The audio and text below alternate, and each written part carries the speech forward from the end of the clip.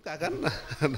Jadi kalau kita sudah ada 11, sekarang 12 ya. Gede Aryasa mengatakan, minimnya SMK di Kabupaten Karangasem setidaknya menyulitkan masyarakat lokal untuk menyekolahkan putra-putrinya.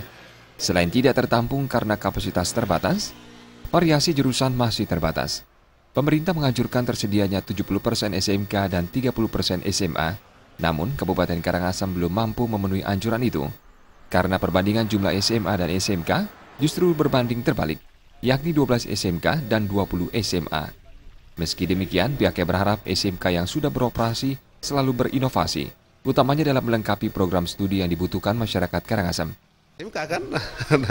Jadi kalau kita sudah ada 11, sekarang 12 ya, kan udah lumayan itu. SMA-nya berapa? Kalau SMA masing-masing kecamatan sudah ada. Iya, sudah ada. Bahkan di Karangasem kan sudah ada 3 kecamatannya Karangasem.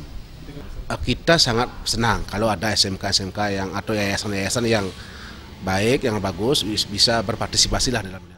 Seperti di SMK Negeri 1 Amlapura, pada tahun pelajaran ini telah menyisikan 200 lebih peminat. Dari 691 pendaftar, SMK Negeri 1 Amlapura hanya mampu menampung 447 orang siswa.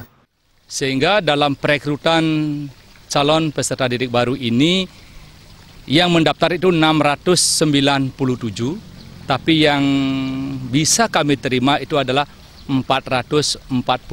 Mohon maaf pada calon peserta didik baru yang berminat dan berkeinginan melanjutkan pendidikannya di SMK Negeri 1 Amlapura belum bisa kita akomodir karena masih terbatasnya sarana dan prasarana penunjang seperti ruang belajar, laboratorium, dan guru-guru. Kabupaten Karangasem sangat mendukung setiap proyek pembangunan SMK di Kabupaten Karangasem. Keberadaan SMK mampu mengurangi tingkat pengangguran karena tamatan SMK siap memasuki dunia kerja. Jaya Kusuma dan Indrawan, Bali TV.